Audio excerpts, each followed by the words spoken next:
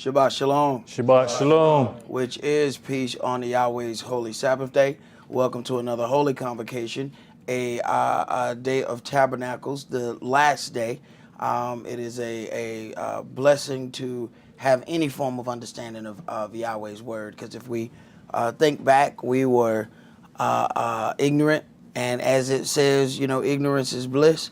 We were walking around in that ignorance and still just as happy-go-lucky as ever could be, not knowing that we were just walking blindly, walking right into destruction, and being quite proud of it, honestly speaking. So it is a wonderful thing. We used to always hear when people start coming to church, they say they found God, and the crazy thing is we were the ones who was lost, but we thought we found him. Just as Yeshua stated, you have not chosen me.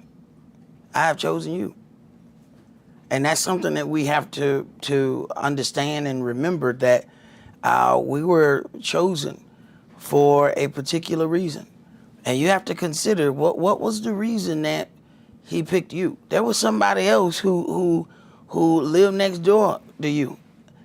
They got just as much money as you. They have just as much education as you. Why didn't he pick them? How is it that they are not able to hear the truth? And you have to understand something. Yeshua says, unless it was given unto them of my Father, they will not hear.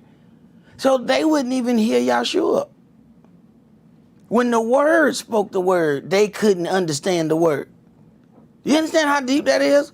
When the word itself speak to you and you can't receive it because it wasn't given unto them to receive it. So then when we consider just how blessed we are to be able to hear, that means Yahweh made sure that someone that you can relate to would be able to teach the word in a way that you could comprehend.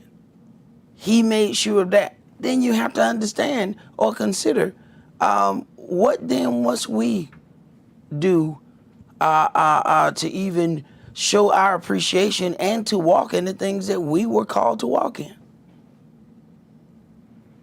You have to consider, it is written, I may choose, one of a family or two of a family or just two out of a city.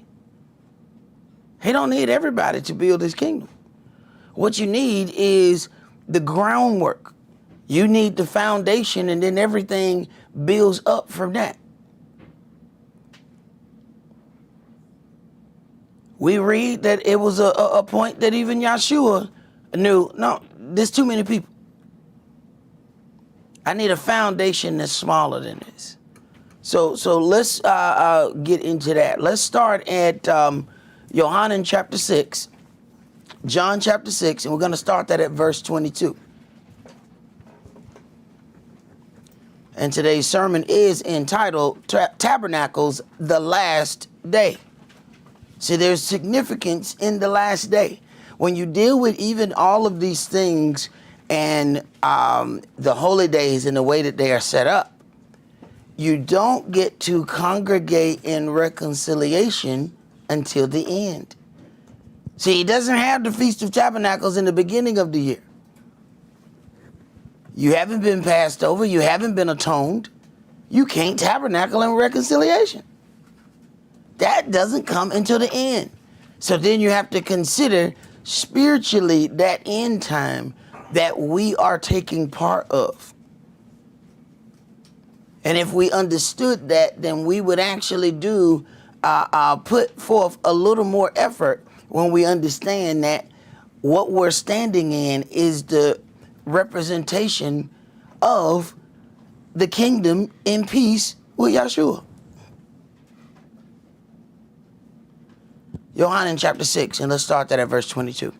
The day following, when the people which stood on the other side of the sea saw that there was none other boat there, save that one whereinto his disciples were entered, and that Yahshua went not with his disciples into the boat, but that his disciples were gone away alone, Howbeit there came other boats from Tiberias near unto the place where they did eat bread. After that the Adonai had given thanks. When the people therefore saw that Yahshua was not there, neither his disciples, they also took shipping and came to Capernaum seeking for Yahshua. Right. Now, you have to be careful about everybody that says, you know, they're moving, they're doing this, and they're seeking the word. You have to be careful because you are not aware of what their intentions are. All right? And everybody will present their intentions as, because sometimes they have fooled themselves that their intentions are righteous. So, of course, they're going to be able to convince you because they just got through convincing themselves.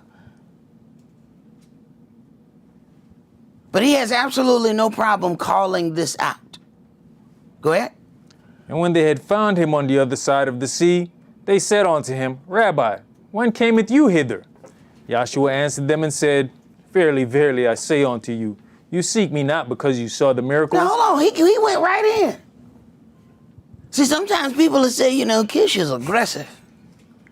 Y'all must not be reading anything about Yahshua. He didn't even, look, Yahshua, they said, verse 25, when they found him on the other side, they said unto him, Rabbi, when came you hither? He didn't even answer the question. But if Kish do that, y'all be like, you know what, that brother's tripping. He did that. He didn't even answer the question. He went right in. Right in. Never mind your question. Your question of zero importance to me. When came you hither? He said, truly, truly, I say unto you, you seek me not because you saw the miracles. Read the rest of it. But because you did eat of the loaves and were filled. Right. He went right in. And see, so he knew that there were users about. And see, we've had people show up at the congregation, say that they were, either, coming for the word. Next thing you find out, they trying to make business opportunities. They out here selling pyramid schemes. We're taking care of that. From this point on, there's going to be some sheets out front. If anybody loan anybody some money, I need to know. It need to be put on that sheet. Anybody try to borrow some money from you, it need to be put on that sheet. Anybody come here and try to sell some absolute wonderful business opportunity that you just need to put $1,000 down, I need to know it. See, y'all walking around here and somebody had done gaffled a couple of y'all. There's a reason why they didn't come to me. Why you think they went to the corner of the room instead of the front of the room? Come tell me. Come on, Cletus. Come on. You're going to limp back. Why do you think they didn't come to the front of the room? Have folks said, well, I just bought a farm and I'm going to give y'all some land. Said it was all about organic this, organic that. That's all right. Watch this. Got time for them to bring some food? They brought some high jacked up sugar crack corn, high fructose corn syrup canned goods. But when they were eating, they required nothing but organic. They would question it, is this organic? Until it was time for them to bring some. They brought something, we all have diabetes before we get back to the car. Then they wanted to sell some $500 body scan. I said, you won't do it in here?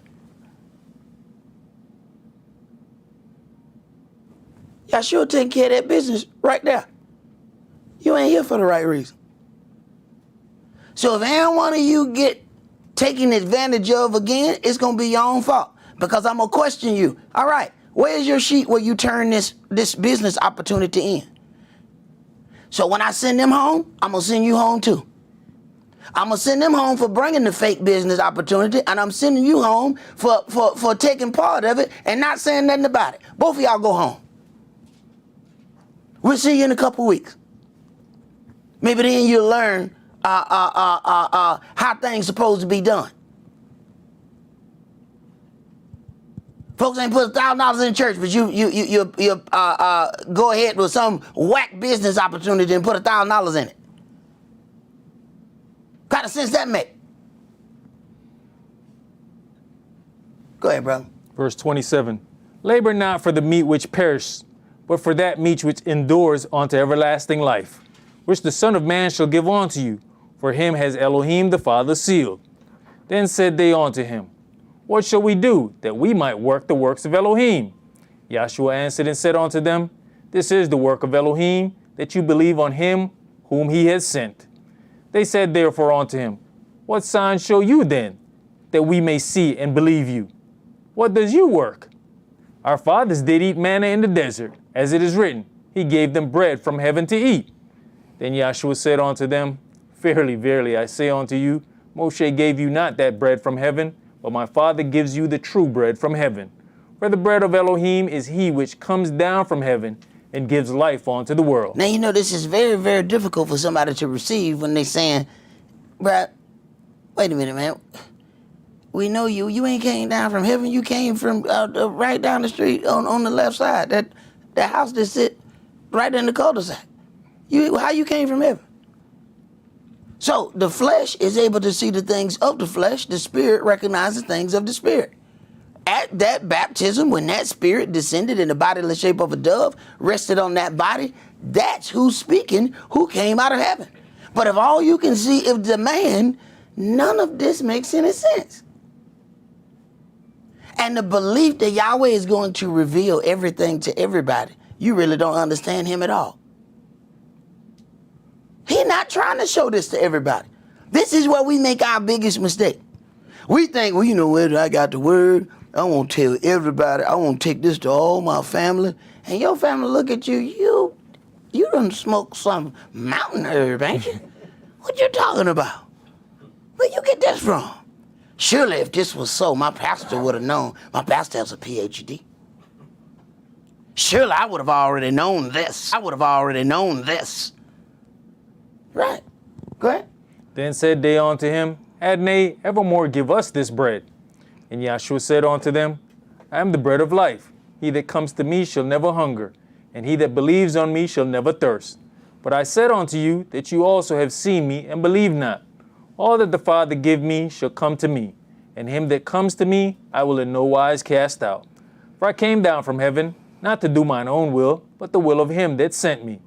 And this is the Father's will which has sent me, that of all which he has given me I should lose nothing, but should raise it up again at the last day. So, the New Testament speaks of resurrection at the last day.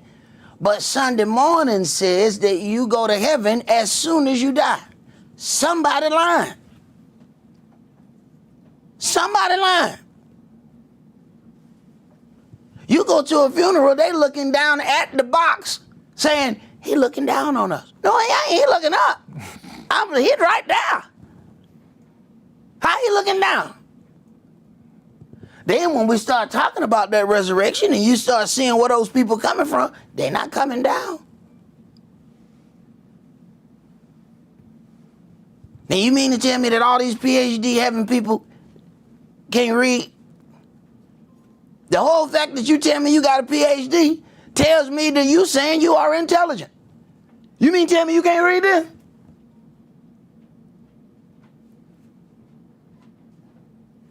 That we getting sold a pipe dream that we paying big time dollars for, and the very book that we read says something else.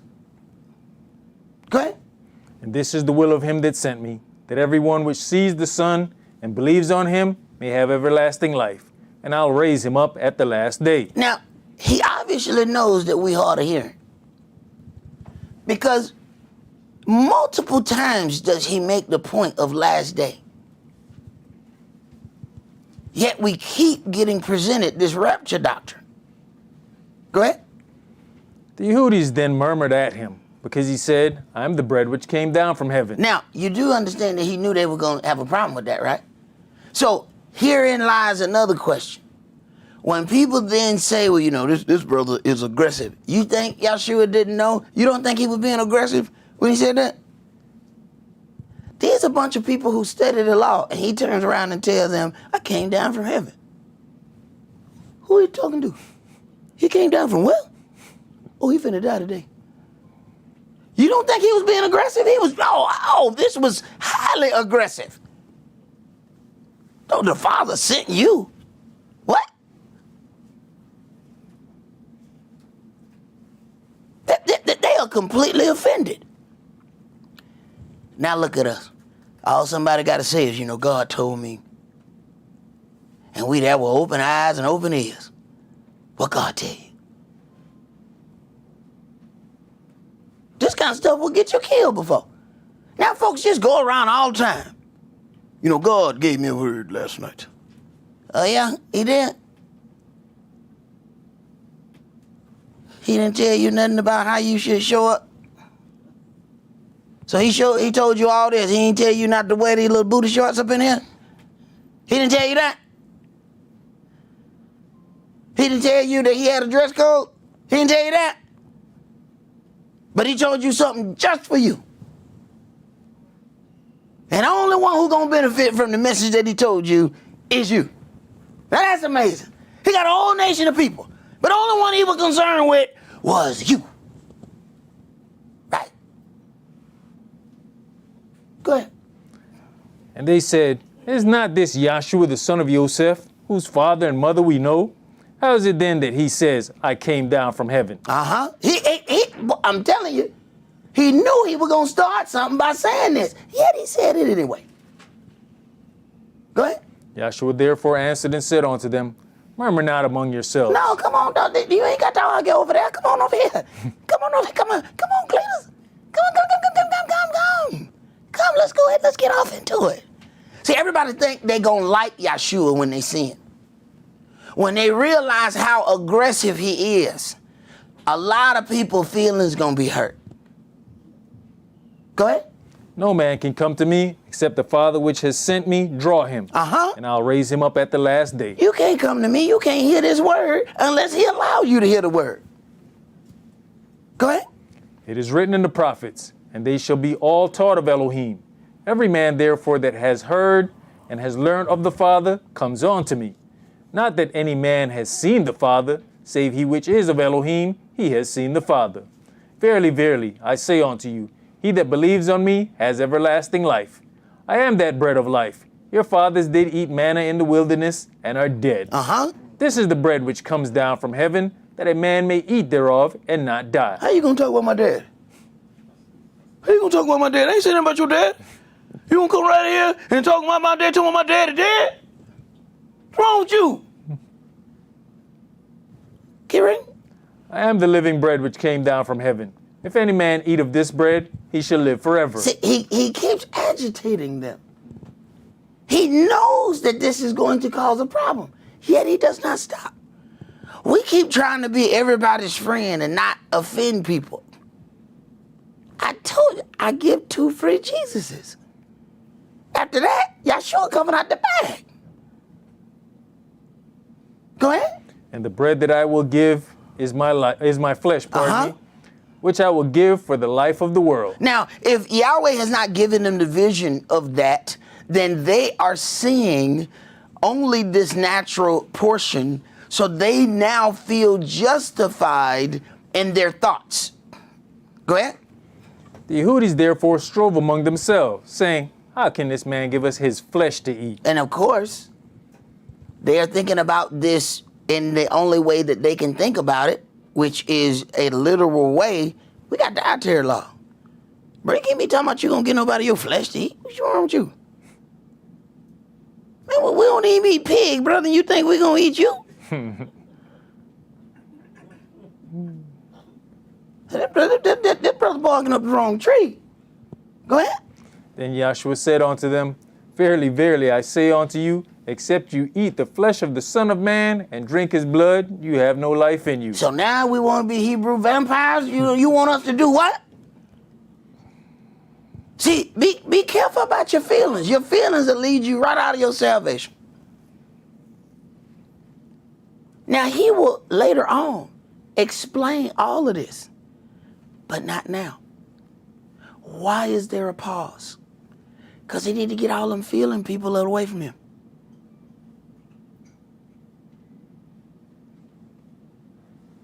Because they ain't going to do nothing but cause problems. So let's go ahead and get them out the door right now. Because they all about what I think, feel, and believe. Not what's written, not what's prophesied, but what they think, feel, and believe. Y'all sure don't want them people around him? Go ahead.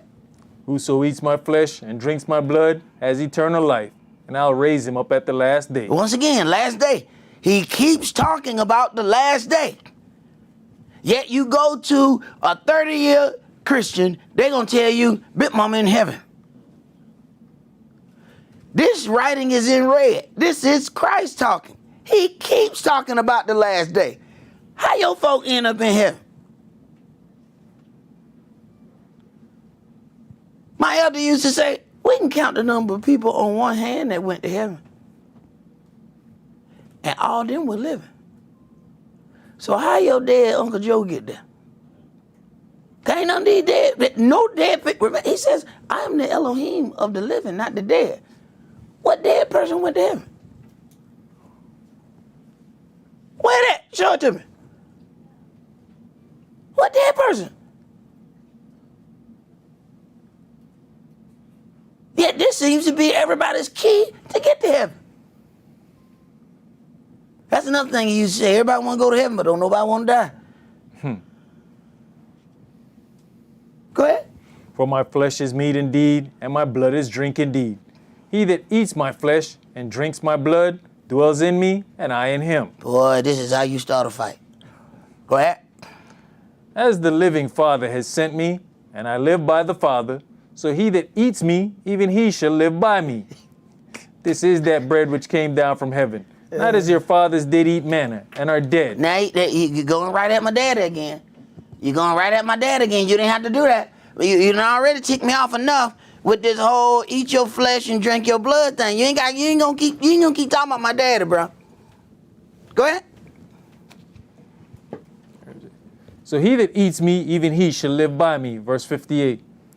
This is that bread which came down from heaven, not as your fathers did eat manna, and are dead. He that eats of this bread shall live forever. These things said he in the synagogue as he taught in Capernaum. And this is a very, very bold speech. Okay? Go ahead. Many therefore of his disciples, when they had heard this, said, This is an hard saying. Who can hear it? This is a hard saying, who can hear it? Now this is our thing. As soon as we get offended, we're gonna cut off our nose because we mad at the face. Soon as we get offended, we get scarce. Be careful. At least he purposely put something that is offensive in front of you and then back up just to see what you're going to do. He know it offend you. Now, he might give you the understanding of that later if you stay around. If not, you feel justified in your leaving. Because you were never there when the real understanding of that showed up. You got to understand, all the people who says this is a hard saying and they walk away, they feel justified. They believe that they're right. They're not there when the other answer comes. Go ahead. When Yahshua knew in himself that his disciples murmured at it, he said unto them, Does this offend you? What and if you shall see the Son of Man ascend up where he was before? Right. So I need to make sure that you get some tough skin. This offend you? You offended about this little thing? Or you gonna have some serious problems when everything go down if this right here is offensive to you. I keep telling people, if I am frightening to you, I heard, a couple of brothers told me, man, I was terrified of coming to this church. I was terrified. Absolutely terrified. What? Did I scare you, brother? Yeah, man, it was a big old beard, and then you be yelling, Man, I was petrified. I came in and tried to blend in with the surroundings. I tried to become one with the wall. I didn't want you to look at me and then, hey, I've been there. I understand. But you should see how frightening my God King High Priest is going to be. Go ahead. It is the spirit that quickens, the flesh profits nothing. The words that I speak unto you, they are spirit and they are life. But there are some of you that believe not. For Yahshua knew from the beginning who they were that believed not. He knew from the beginning. And he said things to aggravate the non-believers. See, remember now, there was a parable of the wheat and the tares. It says, Master, didn't you plant good seed in your field? So why then does it have tares? Would you that we root the tares out? No, because they have attached themselves to the wheat. When you root them out, you're going to pull out the wheat too. Let them grow. And in the harvest, we'll separate the wheat from the tares. So what Yahshua is doing is causing the tares to separate themselves. He ain't snatch them up. He ain't tell them to leave. He's making them uproot themselves. Pay attention. Go ahead. And who should betray him?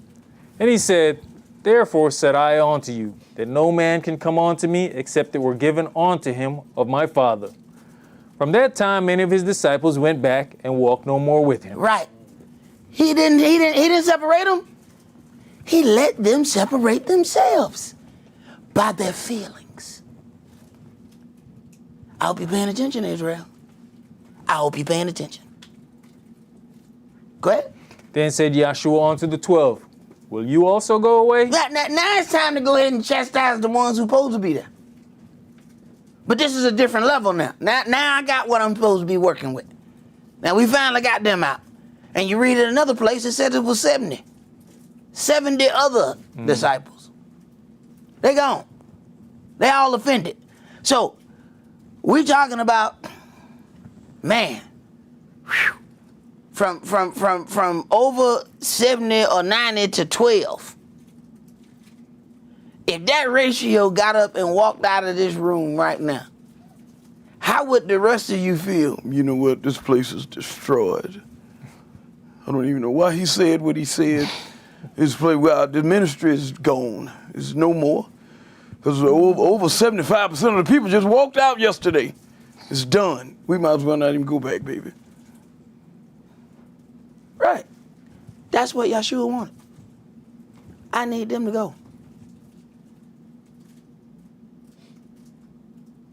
Because it was that mixed multitude that caused Israel a problem in the wilderness. Because they start selling their fear to the other people. That's why I say when it's time to go to war, go ahead and have that conversation. When you find those that are fearful of heart, send them back home. Why? Because they're going to spread fear throughout your whole camp. Your whole camp going to be afraid, and they're not going to be able to follow Yahweh, and you're going to lose the battle. Not because Yahweh ain't with you, but because you turn around and bought the fear that they were selling. They need to go home. So when we encounter the fearful, the unbelieving, they need to go home. At least they sell that unbelieving spirit in here. Go ahead. Then Simeon Peter answered him, Adonai, to whom shall we go?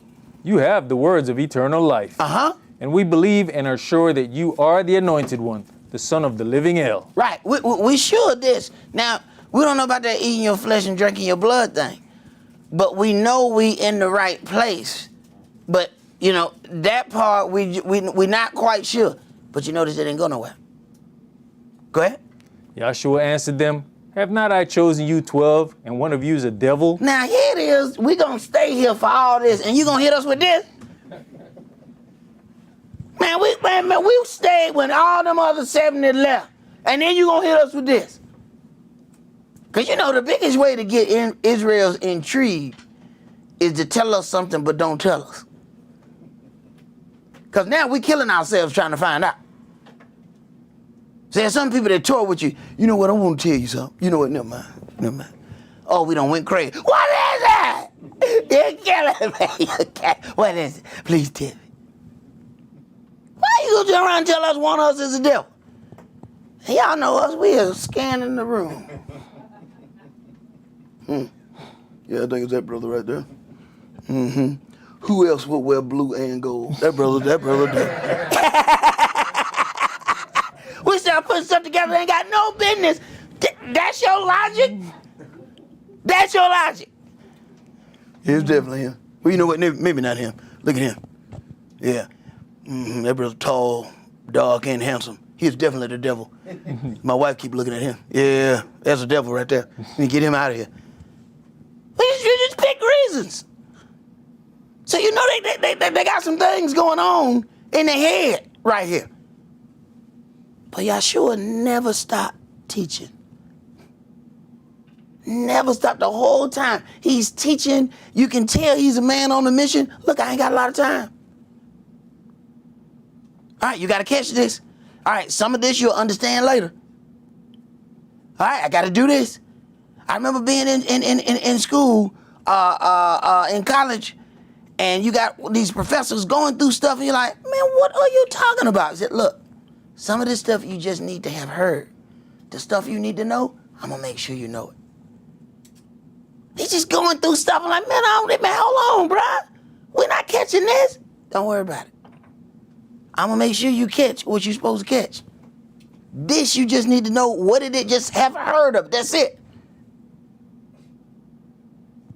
And his system made sense. Didn't make sense when I first heard it, though. Because I'm like, there's no way I'm retaining this. Yahshua teaching like a man on a mission. Go to chapter 7. Go ahead and start that. We're going to read verses 1 through 14. After these things, Yahshua walked in Galilee, for he would not walk in Uri, because the Yehudis sought to kill him. He wouldn't walk amongst our people because we sought to kill him. Go ahead. Now the Yehudis' Feast of Tabernacles was at hand. Now, how is it that all of these people read the New Testament, but you tell them that you observe in the Feast of Tabernacles? They said the Feast of Hootenacles? Where you get that from? Were you a Muslim? I ain't never heard of the Feast of Hootenacles.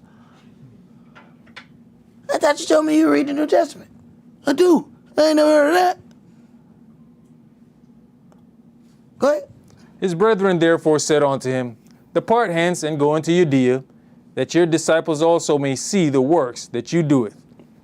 For there is no man that does anything in secret, and he himself seeks to be known openly. If you do these things, show yourself to the world. For neither did his brethren believe in him. Then Yahshua said unto them, My time is not yet come, but your time is always ready. Now, listen now. Listen. So you have different types of Israel. So you just had the ones who turned around and left because it was a hard saying. Now pay attention to this. Verse 3, his brethren therefore said unto him, Depart hence and go into Judea, that your disciples also may see the works that you do. For there is no man that does anything in secret, and he himself seeks to be known openly. If you do these things, show yourself to the world. Now, listen to verse 5. For neither did his brethren believe in him. So you got some Israelites who gonna try to set you up to go jump out in front so they can try to let something happen to you. Israel slick. Said they ain't believe in him. Well, go on, come on, let's see what you got. Go ahead. The world cannot hate you, but me it hates, because I testify of it, that the works thereof are evil. Right. See, when I operated, he said he couldn't walk in jury. See, when I walked in shindiggery, I got invited to all the shindiggerous occasions. Once I stopped walking it, the world cannot hate you, but me it hates. Why? Because that word gonna proceed out of your mouth. I realized the deeper I got in this word, the less invitations I got. So now Esaac can come here, man. Everything gonna remind him of the Bible. Everything. We get a stripper come out of the cake. So I gonna be like, you know what? That cake remind me of Yahshua. And be like, get him out of our party, man. He gonna ruin our party.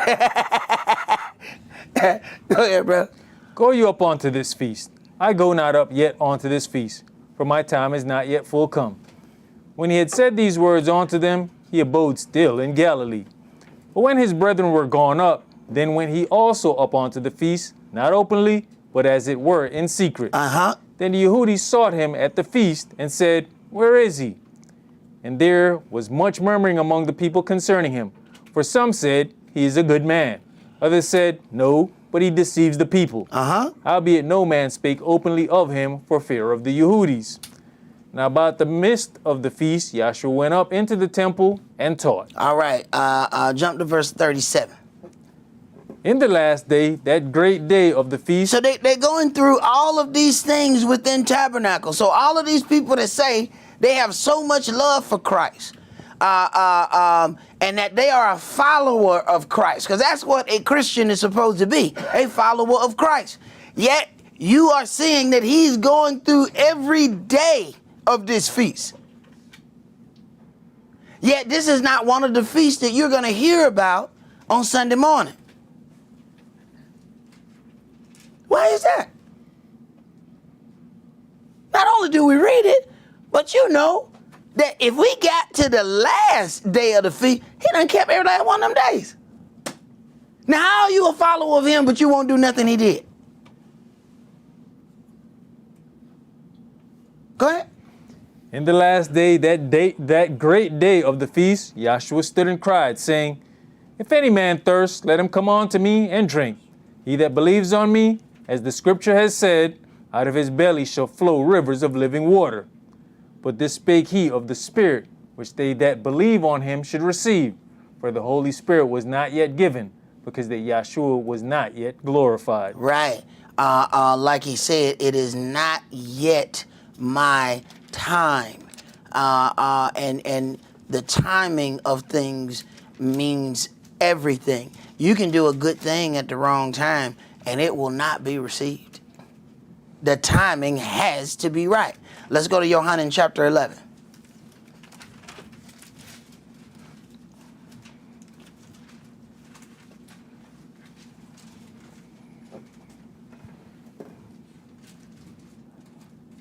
Verse 1. Now a certain man was sick, named Lazarus, of Bethany, the town of Miriam and her sister Martha. It was that Miriam which anointed the Adonai with ointment, and wiped his feet with her hair, whose brother Lazarus was sick. Right, the one who they said, you know, I know you ain't just gonna put this precious stuff, right? You just ruining this money. Right, go ahead. Therefore his sisters sent on to him, saying, Adonai, behold, he whom you love is sick.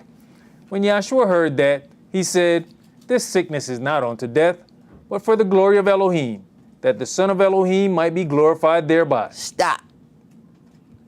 Now, he says this sickness is not unto death, but for the glory of Elohim.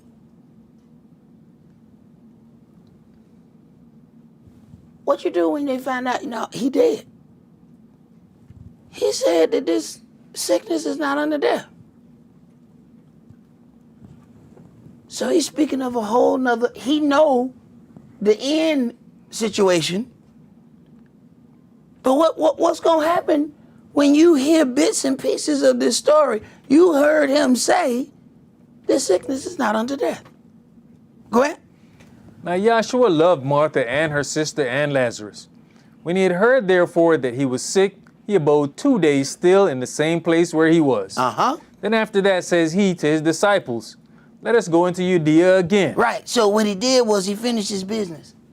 See, this is what angers people right here. Because they want you to move when they want you to move. They want you, you know, to do things according to their timing. And if you love this individual, you should go ahead and want to leave early and not finish your job. No. I'm going to finish my job, and then we're going to go. Now, some people would be like, what, babe? He couldn't have cared about him then. If he just going to wait? Go ahead. His disciples say unto him, Master, the Yehudis of late sought to stone you, and goeth you thither again? Yahshua answered, Are there not 12 hours in the day? If any man walk in the day, he stumbles not, because he sees the light of this world. But if a man walk in the night, he stumbles, because there is no light in him. These things said he, and after that he says unto them, Our friend Lazarus sleeps, but I go that I may awake him out of sleep. Wait a minute. Verse 4, he said the sickness is not unto death. Then, in verse 11, he said, oh, he's asleep. So he know, hey, he's already done closed his eyes at this point. So they not putting those things together. He talking way over their head. Go ahead. Then said his disciples, Adonai, if he sleep, he shall do well. Howbeit Yahshua spake of his death, but they thought that he had spoken of taking of rest in sleep. Then said Yahshua unto them plainly, Lazarus is dead. Stop.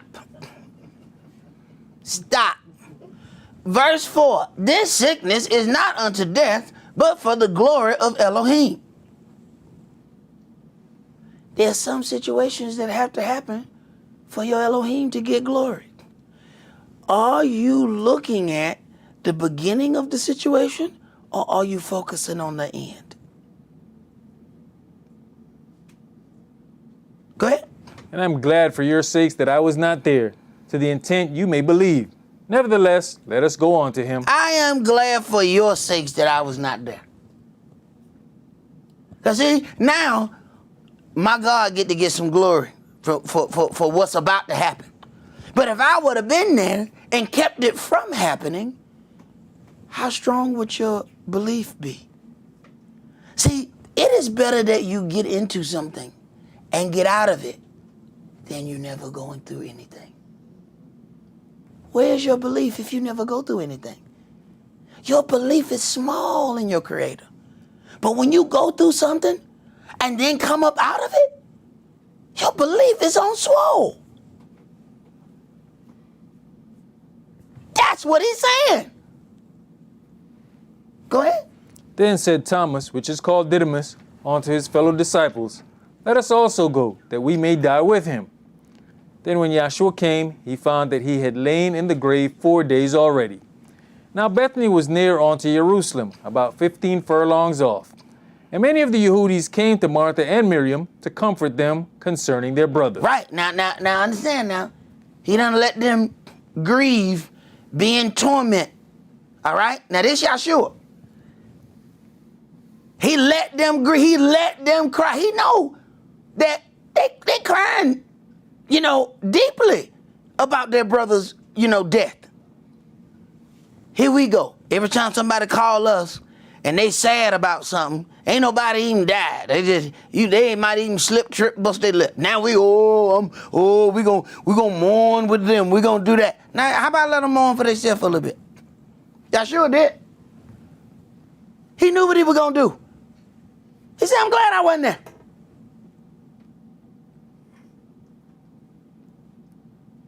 Surely we're supposed to be there for our brothers and our sisters, but you better learn where to draw that line.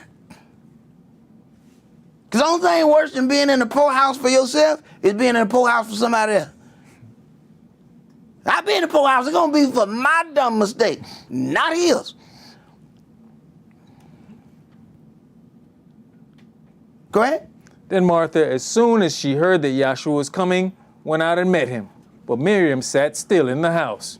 Then said Martha unto Yahshua, Adonai, if you had been here, my brother had not died. You see that? If you had been here, my brother wouldn't have died. But what would your belief be? What would your belief be? We keep trying to avoid everything so that nothing ever happens to us. Go ahead. But I know that even now, whatsoever you will ask of Elohim, Elohim will give it you. Yahshua says unto her, your brother shall rise again. Martha said unto him, I know he shall rise again in the resurrection at the last day. I know he gonna rise again at the resurrection in the last day. Do you understand that this is spiritually what's happening? Even as they're talking and dealing with all of these things about the tabernacles, do you not understand that this is the spiritual fulfillment of the last day? That's what this tabernacle is about. So a lot of times we keep things, but we don't know the future prophetic part that thing plays in the future redemption of Israel. Go ahead.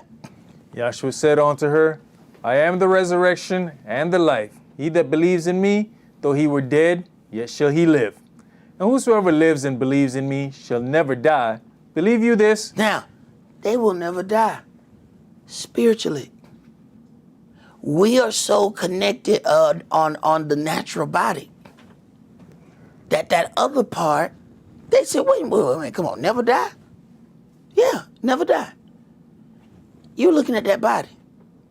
There's something bigger than that body that you got. Go ahead.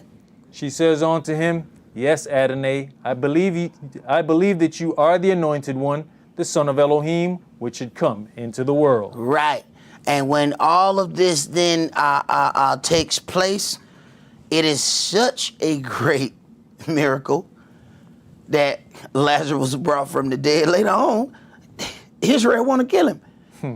No, man, everybody's going to be talking about this miracle that he did in bringing his brother back to life. We know he was dead, man. He was down there 4 days. You know what I'm saying? We know he was dead. So I think, he was already dead. So, it's not really murder if we kill him. You know what I'm saying? You know, we start rationalizing. He was already dead per se. So if we kill him, have we really killed? Boy, stop. Let's go to 1 Corinthians chapter 15. Boy, Israel something else, boy. These holy people talking about, let's go kill him again. Check that out. Now, what has Lazarus done to them? Nothing. He was not an enemy to any of the scribes, Sadducees, or Pharisees. His problem was Yeshua performed a blessing, a miracle with him. That made him in a very, very bad spot. Now consider, the Most High could do a blessing so strong in your life that you then become the enemy of his haters. 1 Corinthians chapter 15, and we're going to start that at verse 35. But some man will say, How are the dead raised up? And with what body do they come? You fool, that which you soweth is not quickened except it die. Right. So then you have this thing, because we are so connected to the physical body, we are not dealing with the spiritual part from within. You have to consider the whole situation of Yeshua. There was a spirit that at baptism came and dwelled in that body. They are still looking at the body when those words are spoken. They are not considering, you know what? There was a spirit-looking thing that floated down and sat on him when he came up out the water. But we'll say, well, you know what I'm saying, that was the anointing on him. They're not considering, oh no, that's another entity altogether that just went into that body. So then when you then see that person talking, it's not that person. It's that entity that entered into that body. But the likewise is also true. Sometimes you hear somebody saying something and they talking, and later on they tell you, I didn't say that. They right. It was the demon that they were entertaining. That demon said that. They will swear out, I did not say that. They didn't. That demon took over. Go ahead. And that which you soweth not that body that shall be, but bear grain. It may chance of wheat or of some other grain. All right, so then in the death, it changes state. It cannot change the state unless it dies. You plant a seed, when it grows, you don't just get a big seed, do you? If that's the case, boy, we in trouble. Go ahead. But Elohim gives it a body as has pleased him, and to every seed his own body. All flesh is not the same flesh, but there is one kind of flesh of men, another flesh of beasts, another of fishes, and another of birds. There are also celestial bodies and bodies terrestrial. But the glory of the celestial is one, and the glory of the terrestrial is another. There is one glory of the sun, and another glory of the moon, and another glory of the stars. For one star differs from another star in glory. Right. You know, one of the brothers who came to visit was saying, you know, the devil can't hear my prayers. I said, who told you that? Who told you what the devil can and cannot hear? You're talking about an angel with an enormous amount of power. So much power, in fact, that Yahweh can't just put him in chains like he did. Understand, this says there are angels who left their form first estate, and they are reserved in chains in darkness. Lucifer not. He got to deal with him a certain way. Who told you he can't hear that? You're talking about a spirit, not a fleshly being.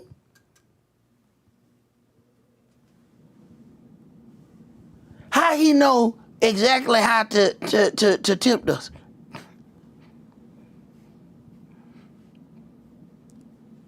So when we go off on those wild thoughts, Lucifer there with us. So you want what? I just so happened to see one of those yesterday. Come this way. I'll show you. Follow me. Lucifer lead the way. Right. I got it for you. If he tried to get Yahshua to follow him, come on, man. He's going back and forth with Yahshua, who is Israel living in that. So you understand something. These are two entities that know each other very well. And he's trying to see if he can convince him. It said that he shall protect you even if you dash your foot against a stone. So won't you cast yourself off the top of this mountain? The spirit don't have limitations like a body does, but that spirit is now in the body. Lucifer said, I'm going to taunt you in that body that you're in. I'm going to see if I can make you put your body in danger, which will then cause the transference of that spirit. How you going to be able to do these works then? That means you got to find another body. And he know it took generations to make that body that the spirit would be able to enter into. That spirit can't just enter into any old body. That ain't no regular spirit. Go ahead. So also is the resurrection of the dead. It is sown in corruption. It is raised in incorruption. It is sown in dishonor. It is raised in glory. It is sown in weakness. It is raised in power. It is sown a natural body. It is raised a spiritual body. There is a natural body and there is a spiritual body. And so it is written. And because we have things like that, you know, this is what throws people off, and they come up with all these strange doctrines. You know, he talks about it being sown a natural body, it being raised a spiritual body. Then you got people teaching, well, see what's going to happen, you know, because, you know, in the resurrection, Yahshua said that they will no longer marry. So what's happening is everybody going to be transformed into men. All the women are going to be, you know, turned into men. See? What? Yeah, see, the ovaries going to drop all the way down. What? The heck? What book is that in again? When I hear some of the doctrine that people said that they heard somewhere else, at first, I say, man, that is a strange individual that taught you that. Then I look at them, why in the hell was you still there? At that point, when a man tells me that in the spirit, her ovaries shall drop and she will become a man.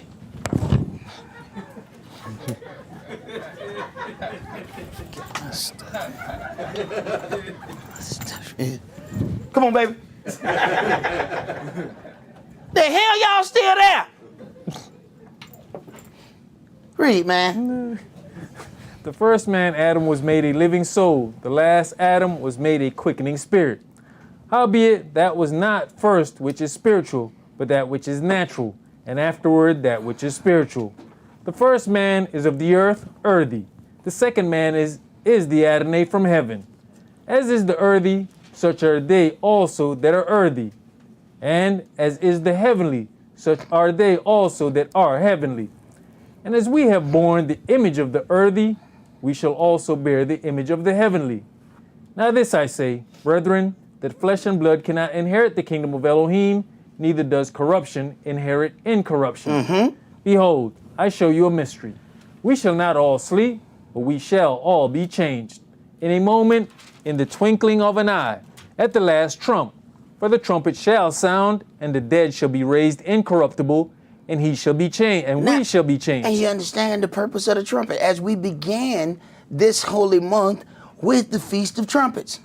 We didn't keep a feast of musical instruments. This trumpet represents the voice of Elohim. That's why they all waking up. Go ahead.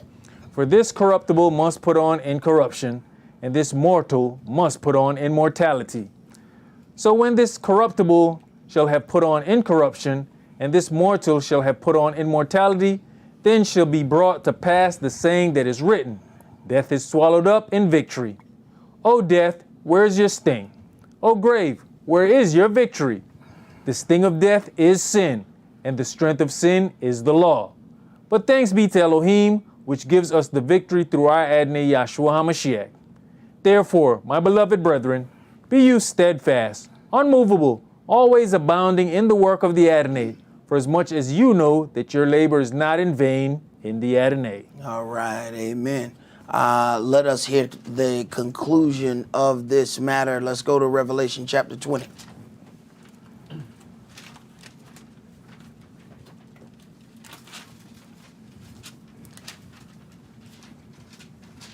Revelation chapter 20, and we're going to start that at verse 1.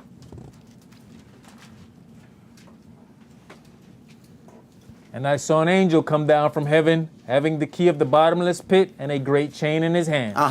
And he laid hold on the dragon, that old serpent, which is the devil and Satan, and bound him 1,000 years. Right. This sabbatical kingdom, we are able to tabernacle. Why? He in chains.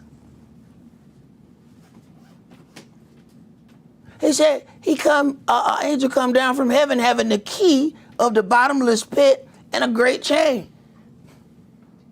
Whenever we see the big beast chained up, all the children come out and play, don't they? When that beast get loose, the children disappear in the neighborhood. You open the door, you're like, where all the kids at? Blackie done got loose. Blackie get loose, everybody go in the house. You're like, can you call Mr. Tig? For what? Tig and Blackie got loose. So ain't nobody outside?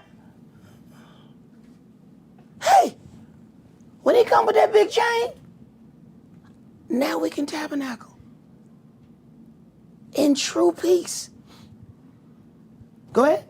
And cast him into the bottomless pit, and shut him up, and set a seal upon him, that he should deceive the nations no more, till the 1,000 years should be fulfilled. And after that he must be loosed a little season. And I saw thrones, and they sat upon them, and judgment was given unto them. And I saw the souls of them that were beheaded for the witness of Yahshua, and for the word of Elohim, and which had not worshipped the beast, neither his image, neither had received his mark upon their foreheads, or in their hands. And they lived and reigned with the Mashiach 1,000 years. But the rest of the dead lived not again until the 1,000 years were finished. This is the first resurrection. Right.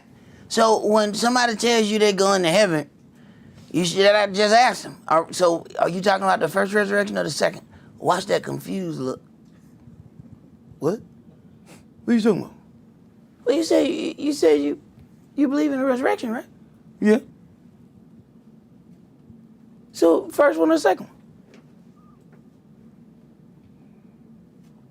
And if you already in heaven, how do you believe in the resurrection? You already in heaven. How you getting resurrected? Sometimes you be looking for all this deep stuff and the questions are really simple.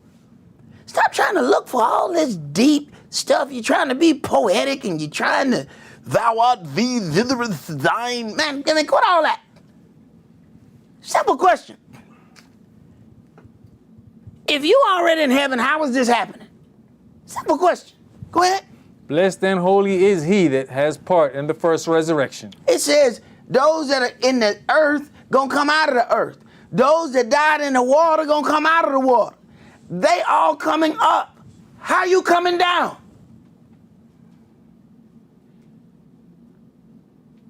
Go ahead. On such the second death has no power, but they shall be priests of Elohim and of the Mashiach, and shall reign with him 1,000 years. And when the 1,000 years are expired, Satan shall be loosed out of his prison, and shall go out to deceive the nations which are in the four quarters of the earth. Now, so the adversary got some rank, because he still get parole after 1,000 years. So he got 1,000 years, he still didn't get life. He got parole. And like most parolees, he goes right back to his last profession. Go ahead. Gog and Magog, to gather them together to battle, the number of whom is as the sand of the sea. And they went up in the breadth of the earth, and compassed the camp of the saints about, and the beloved city, and fire came down from Elohim out of heaven, and devoured them. And the devil that deceived them was cast into the lake of fire and brimstone, where the beast and the false prophet are, and shall be tormented day and night forever and ever. You see that there's a process. He can't just kill the adversary. And that's the one thing that we always, without having any understanding, why don't we just kill the devil? There's a process that he's got to turn him into a man, into the very thing that he hated. Then he can punish him. See, the people who follow him, the beast and the false prophet, they already in that lake of fire. He can't get in the lake of fire yet. Go ahead. And I saw a great white throne, and him that sat on it, from whose face the earth and the heaven fled away, and there was found no place for them. And I saw the dead, small and great, stand before Elohim. And the books were open. And another book was open, which is the book of life. And the dead were judged out of those things which were written in the books according to their works. Right. So then, people telling you they already in heaven, the dead, the small and great, stand before Elohim, and the books, plural, were open. And another book was open, which is the book of life. Every last one of us have a book. There's a book with your name on it. Or books, depending on how much you done. The books are open, and then the book is open. So we're going to look at what you did, and then we're going to look at what he said you're supposed to do. Then we're going to look at what you did, and then we're going to look at what he told you were supposed to do. So we're going to go and we're going to play this game right here. And you're going to have to stand and give an account for it.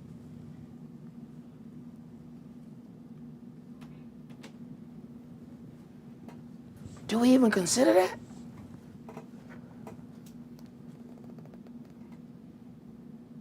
Go ahead.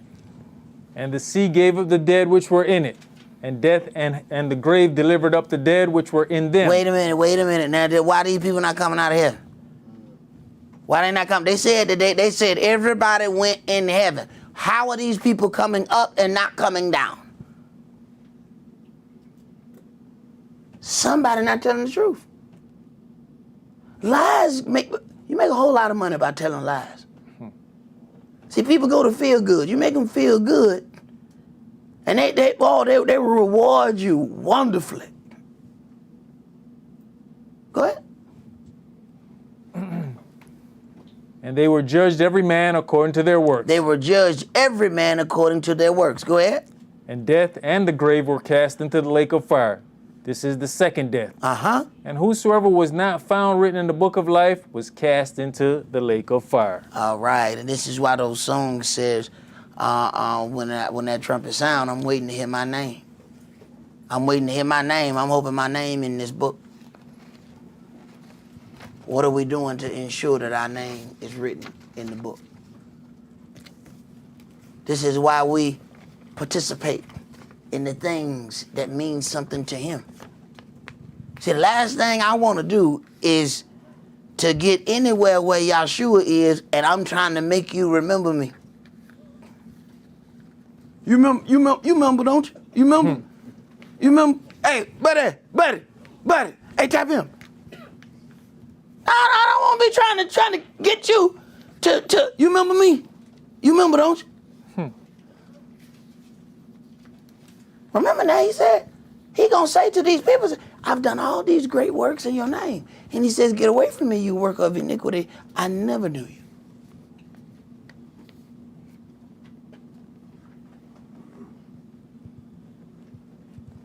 So let's show some kind of obedience. So there may be. He said, oh, no. I know him. No. I know her. That's all that we're going to do for today. Remember the Sabbath to keep it holy.